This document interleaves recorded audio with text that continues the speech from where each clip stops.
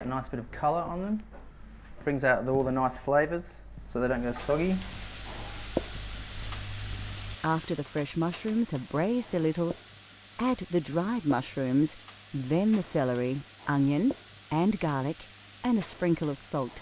Reduce the heat and cook it gently to bring out all the combined flavours. Add a dash of vermouth and some of the liquid stock you had the dried mushrooms in, and your Italian sauce will be taking shape. Next, add the butter and cook on a gentle heat with the juices. When the butter emulsifies, it will produce a nice rich sauce. Finally, add your chopped Italian parsley and stir it right through the sauce. Then set it aside to rest while you cook your pasta.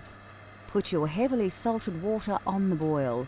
Ensure that it is a strong, rolling boil before adding the fresh pasta you prepared earlier.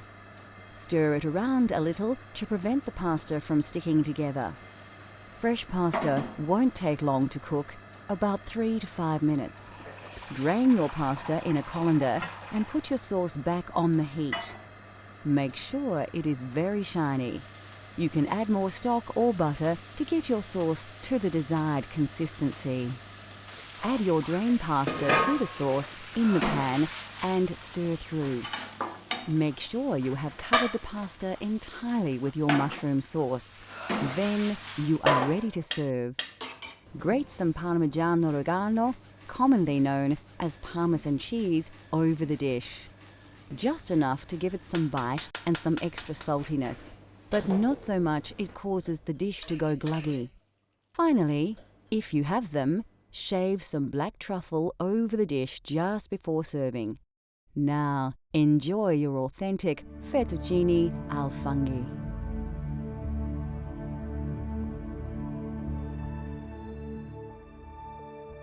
Italy is said to be one of the healthiest nations on the planet. And this is in large to do with a healthy diet, rich in vegetables and vegetable oils. Of course, the most important vegetable in Italian cooking is the tomato. There are many varieties of tomato that are used in soups, sauces and pasta dishes.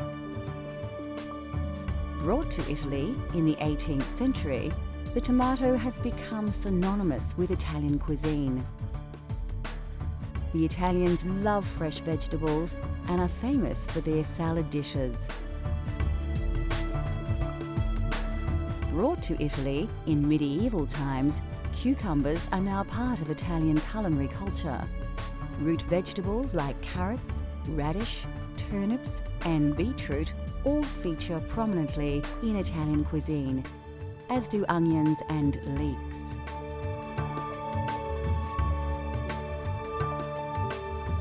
Cabbages, cauliflowers, spinach and rhubarb are also part of the Italian diet. Squash and pumpkins are often used as an accompaniment. Bell peppers and potatoes also have become part of Italian food culture. Melons, like cantaloupes named after the town of the same name near Rome, are often presented as a dessert. Asparagus is a common ingredient in many Italian dishes. Mushrooms are highly regarded in Italian cuisine, especially in the provinces in and around Tuscany.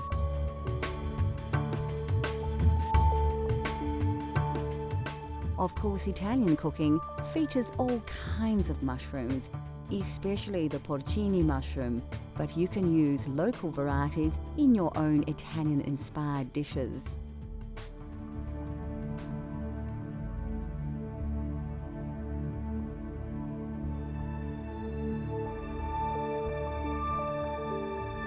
Coffee originated in the highlands of Ethiopia and quickly spread across the Islamic world during the Middle Ages.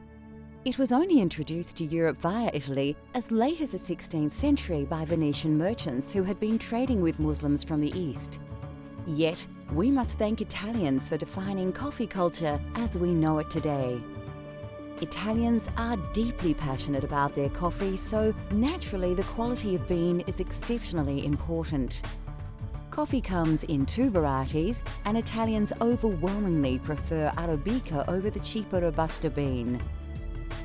Roasting beans changes their colour, taste, smell, and Italians enjoy a full roast bean, which are rich brown in colour and have a slightly oily surface.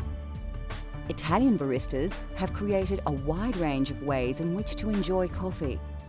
Cafe Espresso is brewed by forcing hot water under pressure through finely ground coffee. This process produces a highly concentrated shot of coffee, which actually forms the basis of many other drinks, such as a macchiato, which is simply a shot of espresso marked with a small drop of steamed milk. The most well-known Italian-style coffee is, of course, the cappuccino, and this cultural flavour of Italy has become increasingly popular right across the globe. Cafe latte is usually drunk at breakfast time, made with a full glass of steamed milk and a shot of espresso. This wholesome drink provides the perfect start to the day for many Italians. Coffee is drunk in a variety of ways, but generally speaking, Italians only add milk earlier in the day. With the exception of breakfast, coffee is rarely served alone and is usually enjoyed after a meal. The drinks, the roasting styles, barista techniques, and the popular social aspects of drinking coffee have all been heavily influenced by Italy's love of the coffee bean. Next on Cultural Flavours, Italy. We explore a famous Tuscan twice-baked biscuit and its accompaniment and discover how to serve this delicious Italian treat.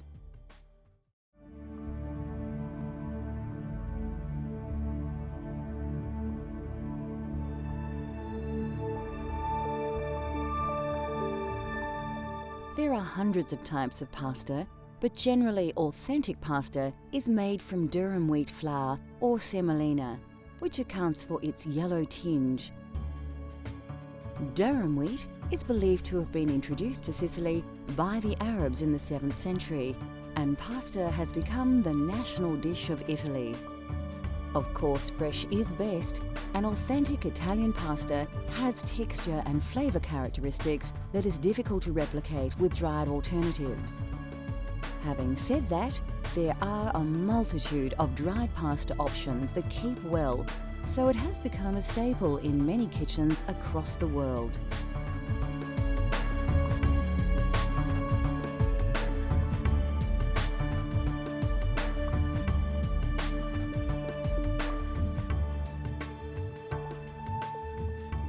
Italy produces 25% of all the olives grown globally from hundreds of varieties of olive tree.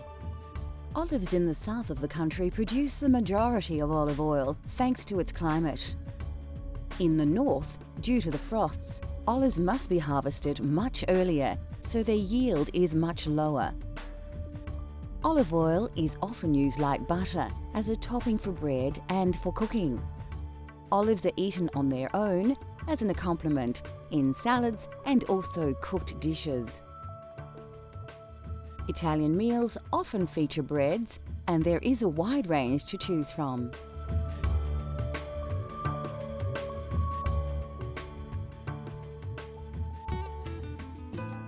Italian food is rich with tradition, and there are few foods more traditional than biscotti. Tuscany, they love their biscotti. So they'll go to the local market and they'll get their flour and their sugar and the nuts, whatever nuts mum wants to use that might be in season, and they'll go home and there it will be in the beautiful kitchen, and they'll start mixing the flour, the eggs, the butter, the nuts, and then they'll roll and then they'll bake. And then with the biscotti, they need to slice them again, and then they'll need to rebake, so it's the double baked biscuit. That process, of course, brings the family together because it takes quite a long time for them to be able to do that. And then more especially, those biscotti are shared with their family and their friends. And because they are so hot and so crisp, they'll be able to share them for the rest of the week.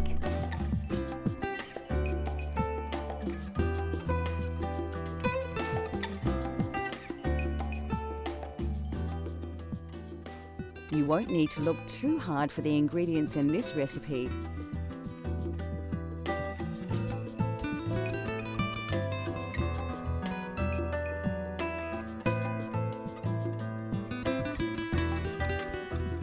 Place your butter in a bowl and add your caster sugar.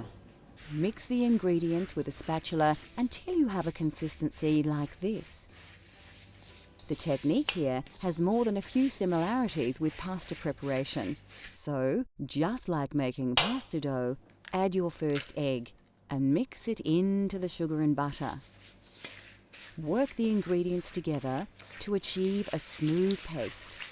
Do the same with all the eggs until you have a fairly liquid, smooth and even paste. The next step is to add your flour, but only a little, and mix it through. Just like the pasta, you don't want to add all the flour at once. This technique ensures you have a lump-free mixture. As you add the flour, it develops a more dough-like texture, but still a liquid. This is the time to add the other ingredients. Put your lemon zest and nuts in and give it a little stir. You'll soon realize that mixing with the spatula is no longer an option, and you will have to get your hands in. If your dough is still very sticky, add a little more flour until you can comfortably pick up the mixture without it falling and drooping from your hands. Take an oven tray and line with grease-proof paper. Place your biscotti dough, stretched out a little, on the tray, and now you are ready to place it in your 180 degrees Celsius preheated oven. Bake for about 25 minutes, or till firm. Remove the biscotti from the oven and allow to cool. When your loaf has reduced in temperature and feels firmer to the touch, you can place it on a cutting board and begin to slice into biscuits. Keep the slices thin and even. Lightly dust your papered oven tray with caster sugar and place the cut biscuits on the tray. Proceed to dust these with a little more caster sugar. Place back in the oven at 160 degrees Celsius for about 10 minutes.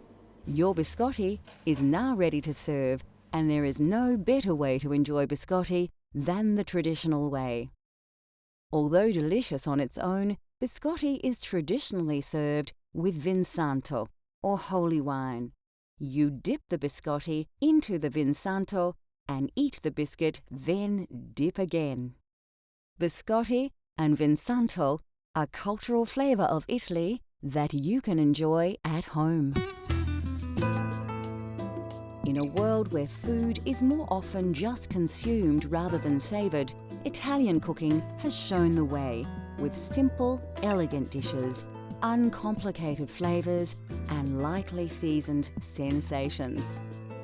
Join us next time as we take you on another gastronomic journey so you can experience the tastes of the globe at home.